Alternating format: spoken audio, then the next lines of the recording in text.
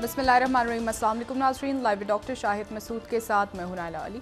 नाज़रीन, दौरा अमरीका में निगरान वज़ीर आज़म अनवारुल हक काकड़ और MD-IMF के दरमियान एक अहम मुलाकात हुई। इस मुलाकात में इक़्तिसादी तरक्की और इस्तेहकाम के लिए इक़दामात के अज़म का इआदा किया गया है। दूसरी जानिब शहबाज शरीफ साहब के बाद मरियम नवाज़ साहिबा भी लंदन रवाना हो गई हैं, जबकि आज मुतादिद सियासी रहनुमाओं के रेफरेंसेस भी एहतसाब अदालत पहुँचा दिए गए हैं। इस समय दिन भर के जो अहम डेवलपमेंट्स रहे उन पर बात करेंगे। हमारे साथ स्टूडियो में मौजूद हैं डॉक्टर शाहिद मसूद। अस्सलाम वालेकुम डॉक्टर साहब। डॉक्टर साहब, शहबाज शरीफ साहब के बाद मरियम नवाज़ साहिबा भी लंदन पहुंच गई हैं और इंतखाबात के हवाले से इलेक्शन कमीशन ऑफ पाकिस्तान ने कहा है कि जनवरी 2024 में आम इंतखाबात कराए जाएंगे। क्या मामलात में तेज़ी आ रही है जो एकदम से मरियम नवाज़ साहिबा को शहबाज शरीफ साहब को अचानक यहाँ से जाना पड़ा? बहुत तेज़ी के साथ हालात और वाक़यात जो हैं वो पाकिस्तान में तब्दील हो रहे हैं और बेहतर की तरफ मुल्क जा रहा है। और उसमें जो है वो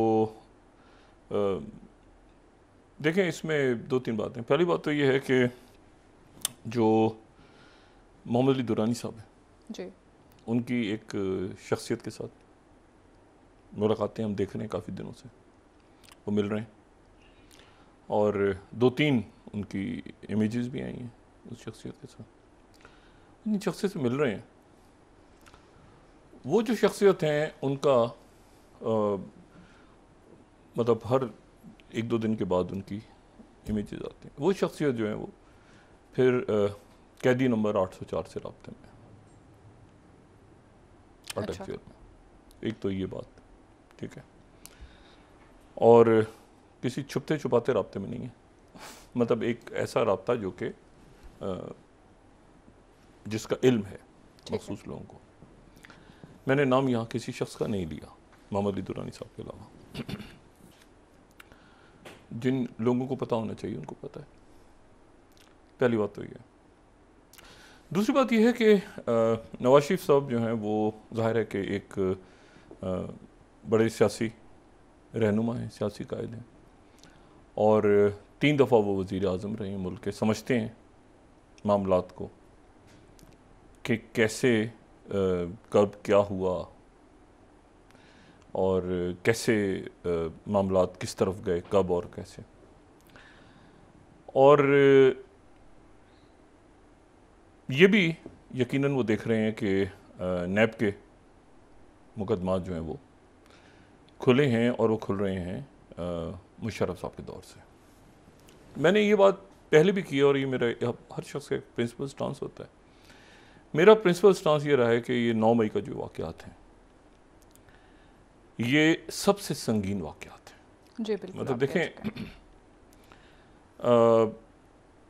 यानी एक ऐसा बदकिस्मत वाक़या है जिसमें बकौल राना सनाउल्लाह साहब के, और ज़ाहिर है हमने तो जो सुना वो ख्वाजा आसिफ साहब से सुना, राना सनाउल्लाह साहब से सुना, और हमने फिर उसके बाद बाकी जो ज़िम्मेदारान रहे हैं, फिर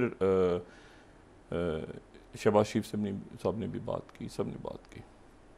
ज़ाहिर है ज़िम्मेदार ओहदों पे ये शख्सियात मौजूद थी, तो दिल जो है वो बहुत ज़्यादा अफसरदा हुआ कि यार ये भी इस मुल्क में हो सकता है कि इस मुल्क का एक जो है वो वज़ीर आज़म जो है, और लफ्ज़ उन्होंने साजिश का इस्तेमाल किया, साजिश करे अपने अदारों के अंदर और उसके बाद वो इस तरह से यानी प्रॉपर साजिश, लफ्ज़ साजिश इस्तेमाल, मतलब ये कोई इत्तेफाकी वाक़या नहीं था 9 मई। और ज़ाहिर है कि उससे पहले जो भी नाम लिए गए और जो भी कुछ हुआ हमारे सामने, और उसके नतीजे में मुल्क में फ़ौजी अदालतें बनी और उसमें हमने देखा कि शेख रशीद साहब भी फ़ौजी अदालत में, उनका 9 मई के अंदर। तो अब देखना है कि फ़ौजी अदालत में जाता है या सिविलियन में जाता है। वो जो आज चीफ जस्टिस साहब फाइज साहब की तरफ से अदालत की तरफ से आया कि हसास मामलात के ऊपर जो है वो बाद में एक्ट एंड प्रोसीजर बिल, क्यों हसास इसमें मामला आएंगे ना कि कौन सा मामला कहाँ चलना है। इसमें देखें ओपन कोर्ट्स के अंदर बहुत से मामला चल सकते हैं, बहुत से मामला ऐसे होते हैं कि जो इंडोर होते हैं पूरी दुनिया में, तमाम दुनिया में। मतलब कुछ मामला ऐसे हैं जिनको आप पब्लिक के सामने ला सकते हैं, लेकिन कुछ जो हसास मामलात हैं वो मामलात ऐसे होते हैं जो कि आप जैसे कुलभूषण यादव का केस चल रहा है, तो उसको आप पब्लिक में तो नहीं सुनाएंगे ना। वो क्या डॉक्यूमेंटेड एविडेंसेस हैं, रियासतों के पास क्या मामलात हैं, संजीदा मामलात हैं। अब यहाँ इशू ये हुआ है कि उसके नतीजे में, और मेरा एक प्रिंसिपल स्टांस रहा है कि भाई ये मामला जो है 9 मई का, ये बहुत संगीन है, और उसकी कोई मतलब है कि उसमें आप देखें ना कि कितनी गिरफ्तारियां हैं, कितने लोग उसमें जो हैं वो मतलब जमानतें नहीं हो पा रही। रियासत ने सख्ती के साथ इस मामले को निपटाया। तो जो और पाकिस्तान के अंदर ये बदकिस्मती से ये वाक़या पेश आया, और ये वाक़या इस तरह से नहीं होना चाहिए। लेकिन नवाज शरीफ साहब के 2018 के इलेक्शंस में क्या हुआ मामला, वो इलेक्शंस में साफ शफाफ इलेक्शन होते हैं नहीं होते हैं, बात होती है, हमेशा चलती रहती है बात। लेकिन मसला ये है कि 9 मई को अब नवाज शरीफ साहब के मैंने लोगों से बात की यहाँ पे, इनके जिम्मेदारान, मैं यहाँ भी नाम नहीं लेना चाह रहा, मैंने उनसे कहा कि आप मियाँ साहब को ये भी बताइएगा कि 9 मई को 12 अक्टूबर के साथ भी तो मिला के पढ़ा जा सकता है। बिल्कुल। यूनिपोलर वर्ल्ड, बिल क्लिंटन, आगे हमारे ब्रादर ममालिक, और उस वक्त जो है वो क्या था, मतलब मैंने उनसे कहा कि मैंने कहा आप ऐसा करें कि आप बड़े उनके मतलब अच्छे हमारे दोस्त हैं, और वो मैंने कहा जी ज़रा 12 अक्टूबर की कहानी ज़रा सुनाएंगे, क्या था 12 अक्टूबर, सिर्फ बता दें कि क्या था। वो परेशान हो गए, कहते नहीं यार आप क्या। मैंने कहा 1 मिनट ठहर जाए ना, मुझे आप बताएं 12 अक्टूबर क्या था, क्या था।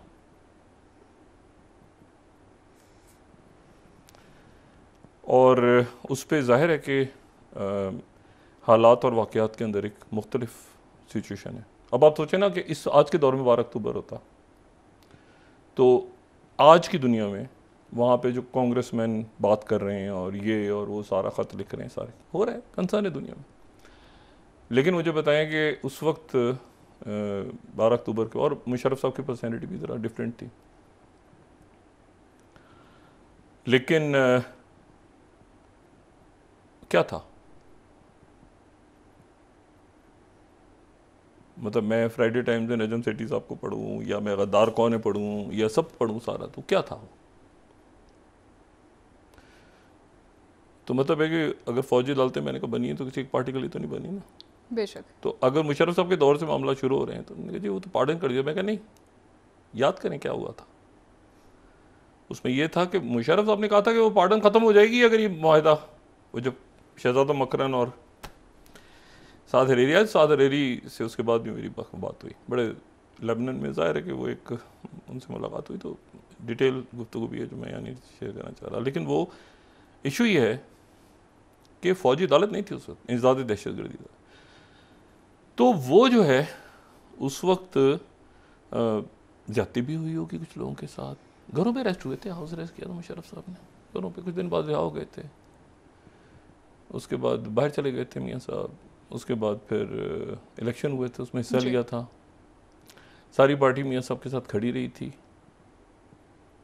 ठीक है। और उसके बाद जो है वो किसी ने, हमारे एक बड़े मोहतरम है, मैं नाम नहीं लेना चाह रहा, उन्होंने तकरीब लिख के दी थी, ठीक है। हमारे ये भी हमारे, वो भी हमारे लिए उतने ही काबिल एहतराम है आज जितना दिल हमारा अरशद शरीफ के लिए होता है, ये बाकी लोग। लेकिन बात ये सारी कि दोनों को मिला के पढ़ें। तो मैंने कहा ज़रा ये भी आप ध्यान में रखिएगा, ये बदली हुई दुनिया है, ये बदली हुई दुनिया है, ये ना प्रो इस्टेब्लिशमेंट एंटी इस्टेब्लिशमेंट, ये कहीं नहीं होता दुनिया में, कहीं नहीं होता। वो नैरेटिव लेकर आएंगे तो वो बयानिया चलेगा, तो वो बयानी बिकेगा, वो छोड़ दें आप सिर्फ ये बताएं, अगर सिर्फ एक वो ज़रा बता दें किस्सा क्या था 12 अक्टूबर, बता सकते हैं इन हालात में? आप इंटरव्यू में बता सकते हैं? कोई बता सकता है 12 अक्टूबर क्या था? कोई रहनो, कोई बता देगा जी ऐसे हुआ था, ऐसे हुआ था, मियाँ साहब नहीं हो गया था, मियाँ साहब नहीं थे। मुझे बताएं क्या केस बनता है? इसलिए समझा दें कि बदली हुई दुनिया है मियाँ साहब, ये ज़रा बदला हुआ पाकिस्तान है। यहाँ पर जो है वो मामलात और हालात ज़रा दूसरे किस्म के हैं। मुशर्रफ साहब के दौर से शुरू हो रहा है, शौकत अजीज साहब का भी खुल गया ना केस जी। तो शौकत अजीज साहब कब थे? देखें, मैं सिर्फ ये बात कह रहा हूँ कि बहुत सोच समझ के आए, उनका मुल्क है, वो सोच समझ के आए। तो ये भी ध्यान में रखें कि 2018 में गए थे तो सिर्फ जज मोहम्मद बशीर साहब की अदालत थी और साकिब निसार साहब की कोर्ट थी, अच्छी थी बुरी थी जो भी थी, लेकिन फौजी अदालतें नहीं थी जी। ये ध्यान में रखें। तो ऐसा ना हो कि और कट्टा खुल जाए। अगर ध्यान से आए मियाँ साहब ठीक है ना, साजिश की थी, प्लान किया था, दिमाग ने किया था इसको ज़रा, और पार्टी भी वो जो मुस्लिम लीग नून, तो ज़रा तरीके से आराम से। इंतहाई मोहतरम, मैं नाम नहीं लेना चाह रहा, उस वक्त की भी यास्मीन राशिद साहबा थी ना, उनके साथ तो नहीं हुए थे ना मामला, बदला हुआ पाकिस्तान है ना। तो बात ये सारी कि ज़रा सोच समझ के हैं। अब ये कि नया वाला है, नया वाला है ना, बदला हुआ पाकिस्तान है ना। देखिए ना आप, मैंने कहा एक एक वाक़या, एक एक किरदार आपको फिट होगा उस वक्त। तो बात यह है कि अभी सूरत हाल में तो मियाँ साहब को सोचना चाहिए। सोहेल वड़ाई साहब की गद्दार कौन है, कैदी नंबर 804 लिख सकता है बैठ के?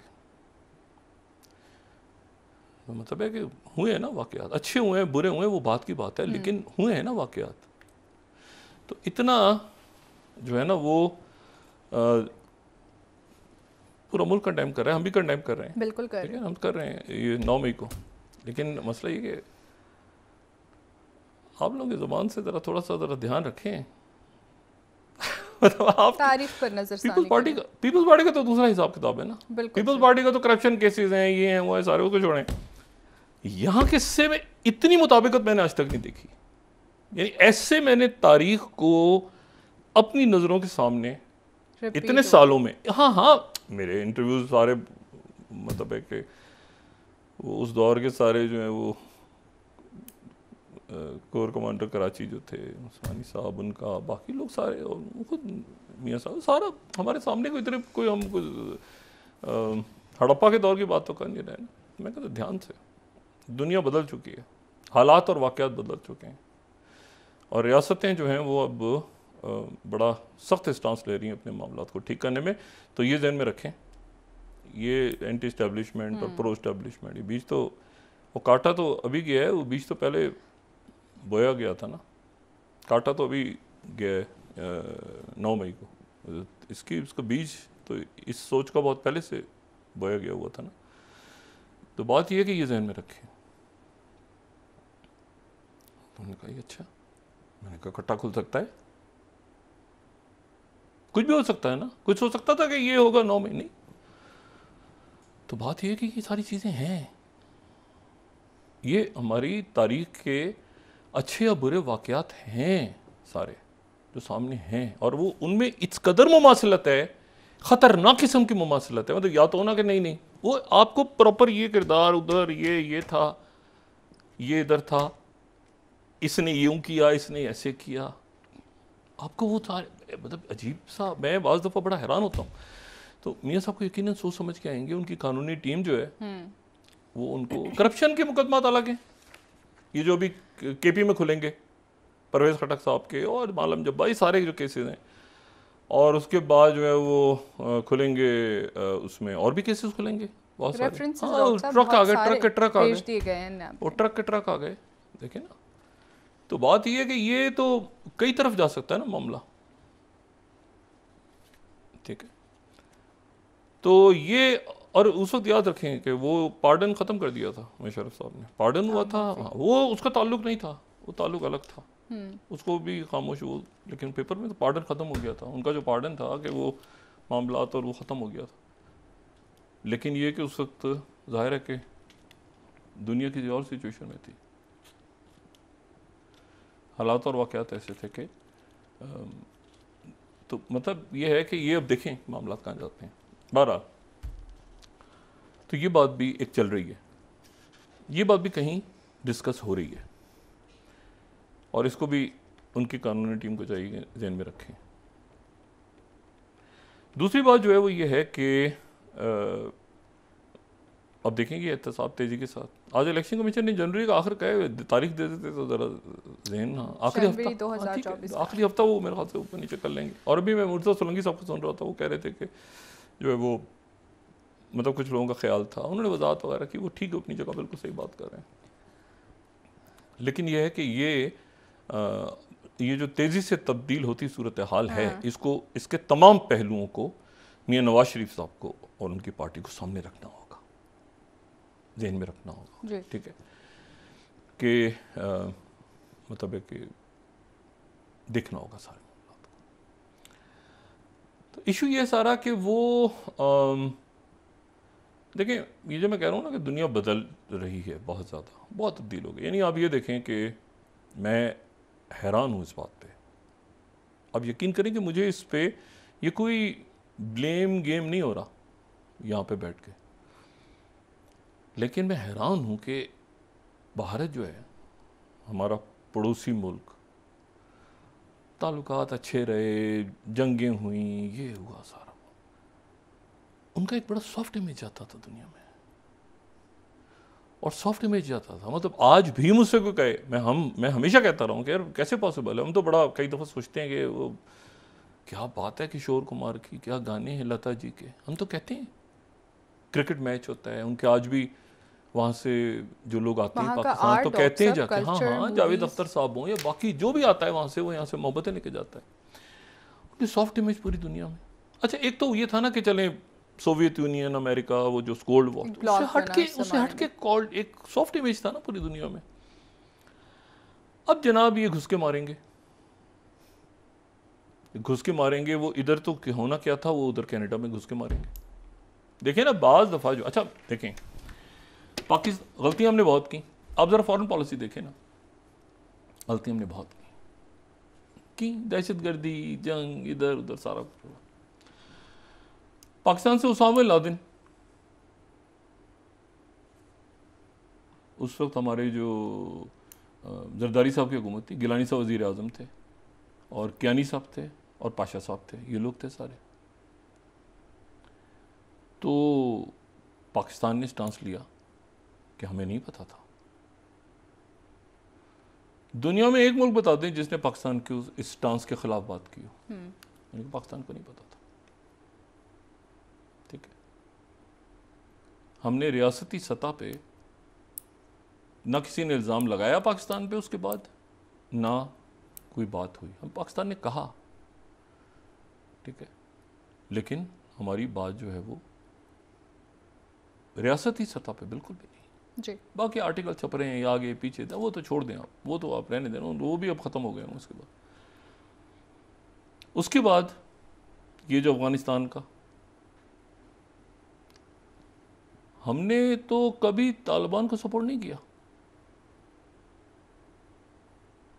मतलब है कि ना हमने सफारती तौर पे, ना हमने गैर सफारती तौर पे, ना दुनिया के किसी मुल्क ने कभी कहा रियासत को। आपसे ये कहते रहे कि डू मोर, ज़्यादा करें कार्रवाई दहशतगर्दी के ख़िलाफ़, और हम ज़्यादा करते रहे, और इसलिए करते रहे ज़्यादा कि दहशतगर्दी, और जाने गई हमारे जवान। आप छोड़ देना कि क्या परसेप्शन, मैं आपसे वो बात कर रहा हूँ जो रियासतों के दरमियान बात हुई। उन्होंने हमसे कहा कि ज़्यादा ऑपरेशन करें, डू मोर। ये नहीं कहा कि जी आप मुशर्रफ साहब आप जो हैं वो सपोर्ट कर रहे हैं तालिबान को, या बेनज़ीर साहिबा आप सपोर्ट कर रही हैं, या नवाज शरीफ साहब आप सब, कभी ऐसा हुआ है? उनका आप ज़्यादा करें सफारती लिहाज से, तेज का ऑपरेशन वो किया, हम करते रहे ना। यहाँ जाने गई, धमाके हो रहे हैं, जाने नहीं। उन्होंने, कनाडा ने जो कि 5 आइज का मेंबर है, उन्होंने तंग आके, यानी ऐसा नहीं हुआ कि ये, वो कहते हैं ना हादसा एकदम नहीं होता, वो पहले जनाब आए, G20 मुलाकातें हुई, फलां हुआ, ढिमाकना हुआ, ये हुई, उनके संजीदा लोग हैं। उसके बाद वो पब्लिक में गए, पब्लिक से मुरादी के हाउस ऑफ कॉमन्स में गए और उन्होंने चार्जशीट किया, चार्जशीट है ये, और with strong evidences, strong evidences, ये इल्जाम बराए इल्जाम नहीं है। और ये मैं पहले दिन से कह रहा हूं कि जी ये इनको पहले नहीं बताना चाहिए था। एक तो सबसे मुझे नहीं पता ये क्या एक डिक्लाइन आया है उनकी फॉरेन पॉलिसी में और इंटरनल पॉलिटिक्स में कि वो चाइना ले गया ज़मीन, तो पता चल रहा है, मतलब नहीं, अच्छा वो उधर से कहीं से आता है तो उसके पीछे जॉर्ज सोरोस निकल आता है कहीं से, हर चीज़ के पीछे जॉर्ज सोरोस निकल आता है, ठीक है। ओके, चाइना के पीछे भी जॉर्ज सोरोस निकलाएगा, मतलब कोई तिब्बत में बैठा होगा जॉर्ज सोरोस, नहीं नहीं सुने ना, हर जगह ये जॉर्ज सोरोस निकल आता है। हम उधर उधर की बात होती है, जॉर्ज सोरोस से, आज के पीछे जॉर्ज सोरोस निकलाएगा। अच्छा वो उधर कहानी डाली हुई है टोपी, उधर से जो है वो ये है, उधर से ये है। अच्छा इन सब के पीछे कहीं पाकिस्तान जरूर होता है। अच्छा बात ही है, अब इशू ये है कि ये मामला जो हैं उन्होंने चार्जशीट किया है कि इस अदारे का ये बंदा, ये जो उनकी एनालिसिस होंगे। अच्छा अभी भी मुझे नहीं पता कि क्या उन्होंने आज जवाब क्या दे रहे हैं कि जी हम यहाँ पे वीज़े कम कर रहे हैं, कैनेडियन नेशनल्स के वीज़े और यहाँ पे स्टाफ है वो भाई। अच्छा और उसके बाद जो है वो मैं यहाँ पे सिर्फ इंडियन मीडिया कोट कर रहा हूँ, ज़रा 20th स्लाइड दिखाइएगा, 20th slide, the Hindu. White House supports Canadian probe into serious allegations around Niger's killing, urges India to cooperate. India to cooperate. यानी आप तहकीकात में साथ शामिल हो जाएं, भारत बतौर ताउन करें। जी जी, यानी ताउन, तहकीकात में ताउन, देख लिए ना उन्होंने प्रूफ्स, ठीक है ना। ये बात ये है सारी कि ये जो है वो, अच्छा फिर उसके बाद ये मैं यानी मुझे नहीं, मैं ये इंतहाई मौकर मीडिया है लेकिन उसमें ये क्या लिख रहे हैं बात, India can hit Canada where it hurts the most. 22वीं स्लाइड दिखाएं ज़रा, क्या ये स्लाइड क्या है 22वीं, कि हम वहाँ पर जो हैं वो उनको वहाँ पर तकलीफ पहुँचाएंगे जहाँ सबसे ज़्यादा कैनेडा को तकलीफ होगी। नहीं वो क्या है, वो क्या है, वो ये कि हमारे स्टूडेंट सबसे ज़्यादा वहाँ जाते हैं और बहुत उनकी यूनिवर्सिटी में पढ़ते हैं। वो भाई स्टूडेंट्स जाते हैं, उनको गरीबों को पढ़ने दें, आपकी फॉरेन पॉलिसी नहीं नहीं, उनको कह रहे हैं, एक मिनट, उनकी यूनिवर्सिटी में सबसे ज्यादा पढ़ते हैं तो हाँ हम वहां हिट करेंगे जहां सब, अरे अजीब किस्म, मतलब मुझे नहीं पता कि ये इनकी फॉरेन पॉलिसी को क्या हो गया है, सत्यानाश बेड़ा गर्क की क्या किया है इन्होंने। अच्छा उसकी बात जरा सुने आप, ये जो है वो ये आप देखें कि हिंदुस्तान टाइम्स क्या कह रहे हैं, 19 स्लाइड मैं दिखा रहा हूं कि कहीं एक जगह गलती ना हो जाए पढ़ने में। बाइडेन साइड विद ट्रूडो के साथ खड़े हो गए। US wants India to cooperate in Canada's killing probe, cooperate करें, यानी आप एक तरह से चार्जशीट हो गए ना कि आप कोऑपरेट करेंगे, कनाडा के साथ कोऑपरेट करेंगे। आप किससे कोऑपरेट करेंगे, इंडिया को डायरेक्शन दिए, कनाडा से कोऑपरेट करेंगे जी।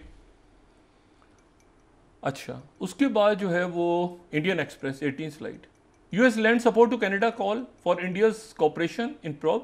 Australia says concerning reports to take up issue with India. चलें जी, कोऑपरेट करें, ठीक है, तहकीकात में कोऑपरेट करें। अच्छा ये जो है अब ये 2000 उनके पास पूरी डॉक्यूमेंट, ये 2020 में केस हुआ था।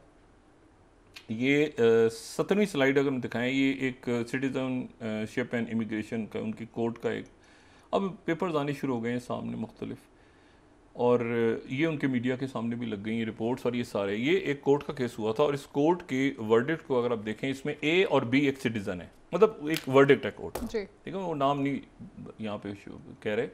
ही is a journalist and editor in chief of Indian newspaper, seeks judicial review over decision of Canadian visa officer to review the application. आगे क्या कर रहे हैं जनाब वो परमानेंट रेजिडेंट, अब ये एडिटर साहब को मैं जानता हूँ, मैं यहाँ नाम नहीं लेना चाह रहा हूँ, ठीक है, वो जाहिर है उसकी वजूहत हैं। Who responded to the second prosecution, अच्छा ये हो गया, ये हो गया, ए बी डिमांडेड, ये इंटरव्यू दे दिया जाए, फलान दे दिया जाए। अच्छा क्या हुआ, further disclosure was provided to A B on May 18, 2018 in form of an updated unattributed summary of what summary of what? admitted क्या किया है? During interview he stated that you were approached by both Indian Intelligence Bureau IB and Research Analysis Wing in mid 2000, यानी ये apply कर रहे थे residence का 2018 में, तो ये पूछ रहे हैं कि मिड 2000 में हुआ, लेकिन edit it was not until 2009 that both services requested your formal assistance. You stated that you were tasked by RAW to covertly influence Canadian government representatives and agencies on the behalf of the Indian government. You stated that RAW had also tasked you to meet with government officials in Belgium and Canada in an effort to influence their views. ये अब India में है आजकल, वहाँ पे करते हैं बात मुख्तलिफ जगहों पे, लेकिन मैं नाम नहीं लेना चाह रहा। अच्छा, उसके बाद जो है वो इन्होंने कहा कि अच्छा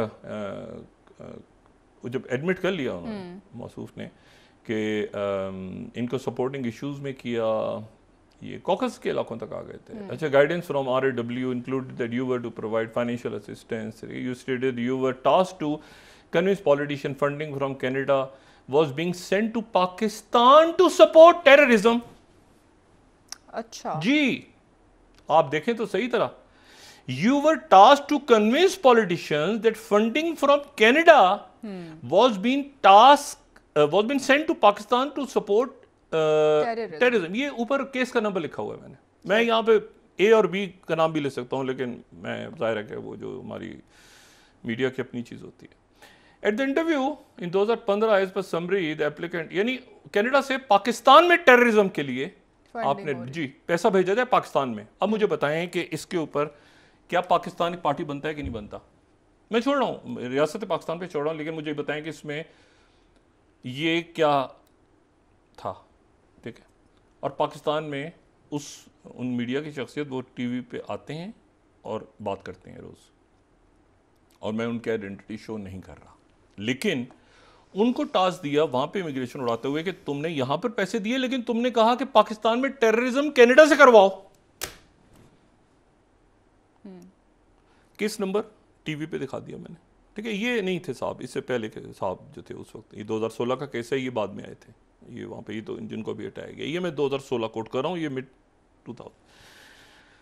देखिए, बात सारी ये है कि इस मामले को कहाँ पे लेके जाना है, और ये नहीं होता अगर ये इस तरह की बातें ना करते, घुस के मारेंगे और ये करेंगे और अपने पड़ोसियों की। अमेरिका ने इनको, वो कहते हैं ना कि आप कनाडा से ताउन करें, ये ज़रा ख़त्म हो जाए UN इजलास के बाद, अब देखिएगा हो सकता है इसके दौरान ही बहुत कुछ हो जाए, डॉक्यूमेंट्स वगैरह आ जाए। मैं आपको फिर दोबारा बता रहा हूँ कि वो डॉक्यूमेंट्स दे रहे हैं, मीडिया में लीक हो रही हैं, और मीडिया खुद भी एक्सेस कर रहा है। भाई मीडिया का काम क्या है दुनिया में?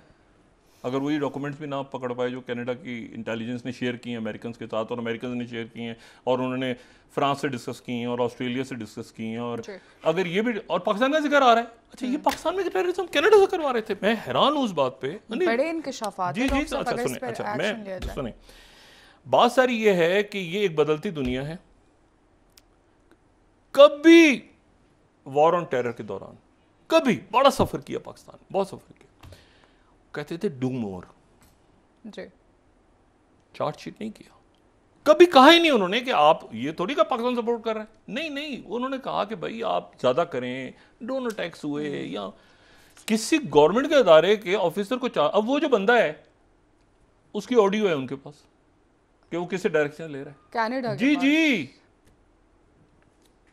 सही, और वो जिसे ले रहा है वो आगे किससे ले रहे हैं, 5i है ना। ये देखें, इशू ये है कि या तो ये कोई इसको पहले निपटा देते जब G20 पे काफ़ी दिनों से मामला चल रहा था। मसला ये है कि मैं सिर्फ ये सोच रहा हूँ कि ये 2000 से पाकिस्तान में, एक तो ये पकड़ लिया ना उन्होंने, ये बाहर के मुल्कों से पाकिस्तान पैसा भिजवा रहे हैं टेररिज्म के लिए, मतलब इट्स शॉकिंग, मतलब मुझे परेशानी हो रही है इस बात पे कि ये जो है ये आखिर हो क्या, मतलब ये कैसे, और ये कोई ऐसे नहीं हुआ कि जी उन्होंने कहा है कि आपके शहरी हैं दो को निकाल दे, नहीं नहीं, उन्होंने चार्जशीट किया है जो स्टेशन हेड RAW के स्टेशन हेड खुद कर रहा था। ये रोग है, रोग एजेंसी है, या किसी से डायरेक्शन ले रहा था, तो डायरेक्शन जिसने ले रहा था उनके पास डिटेल्स हैं। ठीक है, ये इस मामले को, और अमेरिका ने कह दिया ताउन करें आप। ये मुझे नहीं पता कि ये किस तरह ये कैसे, ये क्या गुफअप किया है। सर एक ब्रेक ले लेते हैं डॉक्टर साहब, कंटिन्यू करेंगे यही से वापस ना ये आगे। इंडिया, मैं कम से कम, हमने जिस इंडिया को देखा है इतने हाँ। साल, और लड़ाइयाँ जंगें सारी, इस किस्म के हॉकिश किस्म के लोग, हाँ कि जी ये क्रिश्चियन हैं इनको भी मार दो, ये मुसलमानों को मार, दलितों को भी मार दो, अच्छा जी उधर भी घुस जाओ, उधर भी चले जाओ, अच्छा चाइना आ गया तो पैरों में गिर ठीक जाओ, है इधर आ सर, गए। एक ब्रेक का वक्त हुआ डॉक्टर साहब। पाकिस्तान में टेररिज्म के लिए, मतलब ये तो अच्छा, वापस आके बात फिर करेंगे मज़ीद। पाकिस्तान की सियासत। ठीक है नाज़रीन, यहाँ पर एक ब्रेक ले लेते हैं, हमारे साथ रहिए।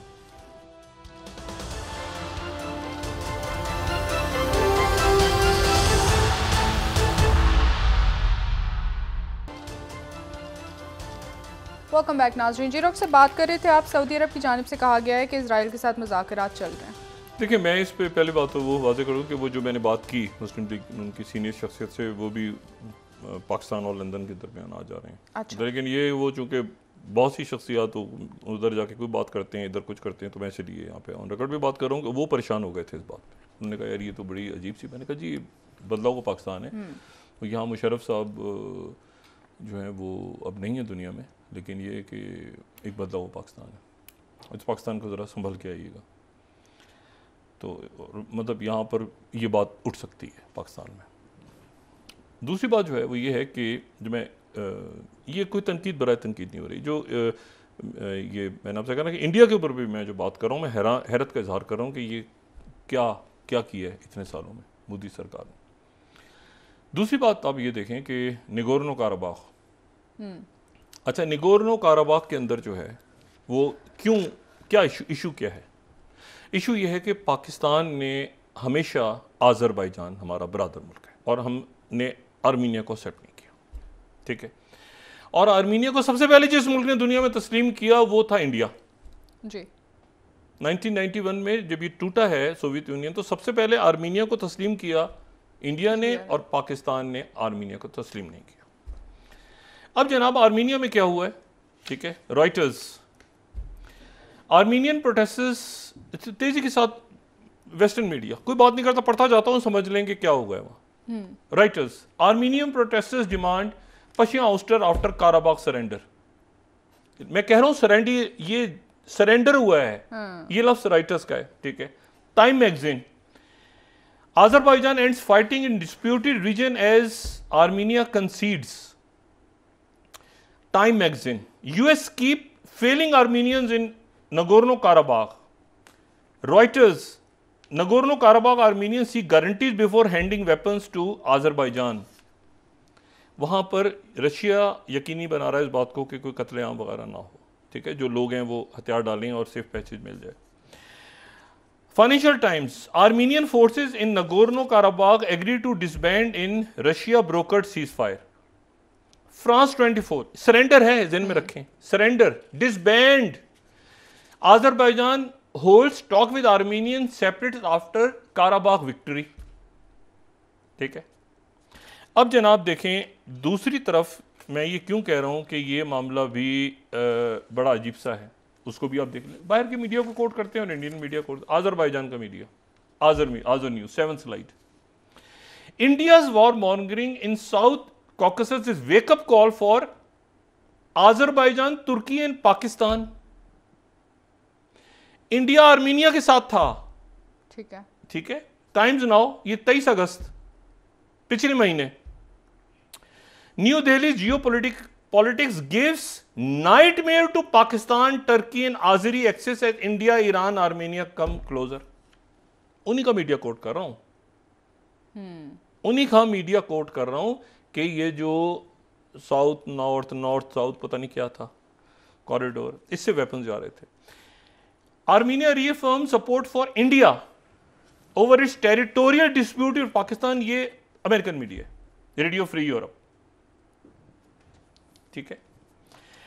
अब मुझे आप ये बताएं कि ये जो सारे मामलात हैं, ये डिप्लोमेटिकली, यानी अगर पाकिस्तान आज़रबाईजान के साथ था और वो आर्मीनिया के साथ थे और आर्मीनिया को वेपन्स दे रहे थे और आर्मीनिया सरेंडर कर गया और उनके साथ स्ट्रेटेजिक पैक्ट था, ये इसका मलबा किस पे डलेगा?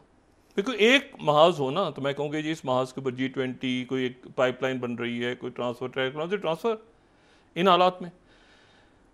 अच्छा, बात ये सारी कि इसको ठंडा कैसे करना है। मैंने ये पूछा, मैंने कहा जी इस पर अगर ये एक्सट्रीम बनाते हैं बात तो क्या, उनमें कहीं पर भी जा सकते हैं, हो सकता है मतलब है कि मतलब यहाँ तक वो मुतालबा करें, फिर के दरमियान में बात होगी जी इस ऑर्गेनाइजेशन को टेररिस्ट ऑर्गेनाइजेशन करार दीजिए। बड़ी खौफनाक बात है। अब जैसे कई मुल्कों की जो इंटेलिजेंस सर्विसेज हैं उनके ऊपर तो वो बहुत ज़्यादा तो इसको ठंडा करने के बजाय वो ये कह रहे हैं कि जी वो हम तो लड़ेंगे, वहाँ पे हर्ट करो। इसको डिप्लोमेटिक वीज़े बंद कर रहे हैं, इसको ठंडा करें अगर कर सकते हैं तो, जो मुझे लग रहा है कि मुश्किल है। सऊदी अरेबिया की जो बात की इसराइल के साथ, पाकिस्तान का, बाकी तो अरे रियासत पे जो जिम्मेदारान है वो बात करेंगे, पाकिस्तान का हमेशा से वो स्टांस रहा है। देखिए ईरान अमेरिका की लड़ाई में भी एक बातचीत की चलती है ना यूरोप के अंदर, पाकिस्तान इसराइल ने तस्लीम किया पाकिस्तान में, लेकिन किसी तीसरे मुल्क में कोई मामला सिक्योरिटी के हवाले से आगे पीछे दाएं बाएं तो चलते हैं, कभी टर्की में और कई मुल्कों में। बात सारी यह है कि पाकिस्तान का वो प्रिंसिपल स्टांस है इसराइल के बारे में एज अ रियासत, जो कि शाह अब्दुल्ला का फार्मूला था, और जो बात कर रहे हैं वो क्या है कि दो रियासती सॉल्यूशन, फलस्तीनी रियासत भी और इसराइल मतलब इसराइल को तस्लीम करना, फलस्तीनी रियासत जरूरी है। ठीक है, ये सारे जो इधर वो जो आपके वो हैं क्या कहना चाहिए, वो इंतहा पसंद हुकूमत है। आज नेतन्याहू साहब की मुलाकात हो रही है आखिरकार पहली बार बाइडेन से। हाँ, बाइडेन नहीं मिले ना इतने महीने अरसे के बाद। और इसमें जो है वो सऊदी अरेबिया की तरफ से 3 बातें हैं, और जिसके ऊपर वहां पर एक प्रॉब्लम खड़ी है बहुत बड़ी। 3 बातें हैं, लेकिन मसला ये है कि सऊदी अरेबिया डिपेंड नहीं कर रहा ना, ये मल्टीलेटरल या ऐसी दुनिया है जिसमें वो कह रहे हैं कि जो टाइम्स ऑफ इसराइल कह रहा है कि जी must not give Riyadh a path to nukes, और उनके जो वो कह रहे हैं क्योंकि 3-4 बातें हैं, डिफेंस पैक्ट, ठीक है, सिविलियन न्यूक्लियर नहीं होगा तो चाइना तैयार है, हाँ, ठीक है, और तीसरा जो है वो ये कि फलस्तीनियों के लिए फलस्तीन, इसीलिए आप देखें। और आज जो है वो बशारुल असद चाइना पहुंचे हुए हैं, और उनका वहाँ पर जो इस्तकबाल है वो, अच्छा चाइना ने खुद जहाज भेजा अपना बशारुल असद को लेने, सुने, और वेंगली वापस पहुंच गए।